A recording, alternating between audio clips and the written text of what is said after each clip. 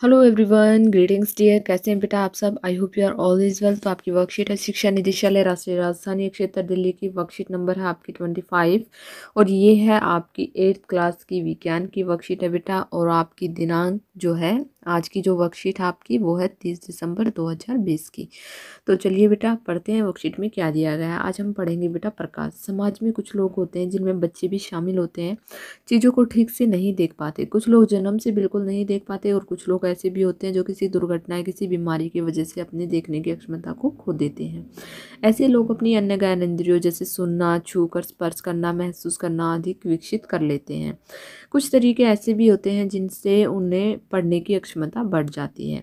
तो ब्रेल विधि जो होती है वो उन संसाधनों में से एक है। इस विधि में व्यक्ति जो है स्पर्श वस्तुओं को पहचानने का प्रयास करता है, जैसे कि हाथ लगाकर।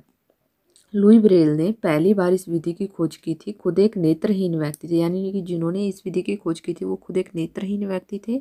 सामान्य भाषाओं, गणित और वैज्ञानिक संकेत के लिए ब्रेल कोड हैं। कई भारतीय भाषाओं को ब्रेल प्रणाली का उपयोग करके पढ़ा और लिखा जा सकता है। तो देखिए बेटा ब्रेल जो है कैसी होती है, या जैसे ये अक्षर दिए गए हैं इनको क्या करना होता है बेटा, स्पर्श करके महसूस करना होता है। देखिए यहाँ पर ये कोड से दिए गए हैं उनके, जो कि हमें नहीं समझ में आते। ए का अर्थ होता है ये, वो ऐसे हाथ लगाकर जो है महसूस कर लेते हैं। आगे है ब्रेल प्रणाली का उपयोग करके पढ़ा और लिखा जा सकता है। इस प्रणाली में 63 डॉट पैटर्न या वर्ण होते हैं। प्रत्येक कोड एक अक्षर, शब्द या एक व्याकरण के संकेत को दर्शाता है। ब्रेल पाठों को हाथ या मशीन से तैयार किया जा सकता है। आजकल टाइपराइटर जैसी युक्तियों तथा मुद्रण मशीनों जो है विकसित की गई है।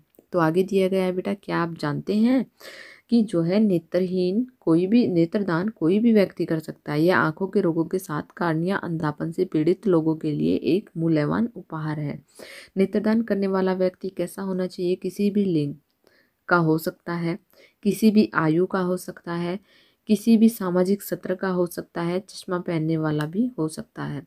लेकिन एड्स, हेपेटाइटिस बी या सी, हाइड्रोलिसिस, ल्यूकेमिया और टेटनस, हैजा, मस्तिष्क अनुसंधान से पीड़ित व्यक्ति नेत्रदान नहीं कर सकता।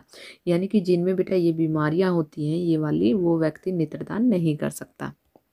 आगे क्या दिया गया है?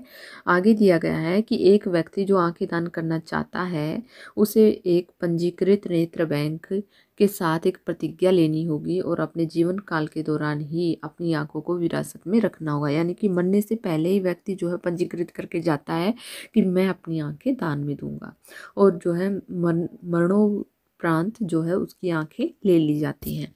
आगे है बेटा जो है प्रश्नोत्तर है। सबसे पहला है बेल प्रणाली क्या है, यह प्रणाली किसने विकसित की? तो चलिए बेटा करते हैं इसका आंसर कि जो है बेल प्रणाली जो है इस विधि में, बेल प्रणाली इस विधि में या इस प्रणाली में, हम यहाँ से लिखेंगे बेटा क्वेश्चन नंबर 1 का आंसर कि इस प्रणाली में, यहाँ पर विधि की जगह लिख देंगे हम प्रणाली।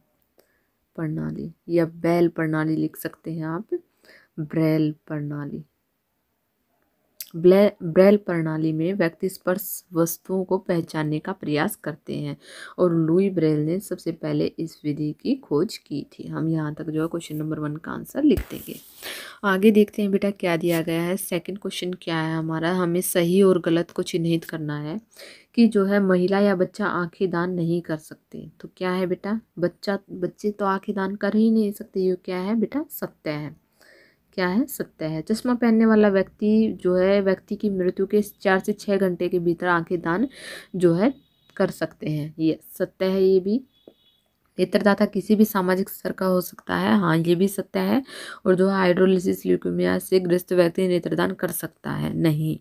ये क्या है बेटा? असत्य है। क्या है ये? असत्य है। आगे है बेटा कि जो है हमें अपनी आंखें नेत्र बैंक में दान क्यों करनी चाहिए? क्यों करनी चाहिए बेटा? ताकि किसी और की जो है आंखों की रोशनी बन सके, उनका जीवन काल बन सके। तो हम यहाँ पर लिखेंगे बेटा कि जो है नेत्रदान, क्वेश्चन नंबर 3 का आंसर लिखेंगे कि नेत्रदान कोई भी व्यक्ति कर सकता है। यह जो है पीड़ित व्यक्ति के लिए, यहाँ से लिखेंगे यह पीड़ित लोगों के लिए एक मूल्यवान उपहार है। और जो है नेत्रदान करने वाला व्यक्ति किसी भी लिंग, महिला या पुरुष का हो सकता है, किसी भी आयु का भी हो सकता है। तो बेटा यहाँ पर ये बात भी सत्य है कि जो है महिला या बच्चा आंखें दान नहीं कर सकता, ये बेटा असत्य है, क्योंकि वो कर सकता है। क्या ये असत्य है? असत्य है। ये सत्य है।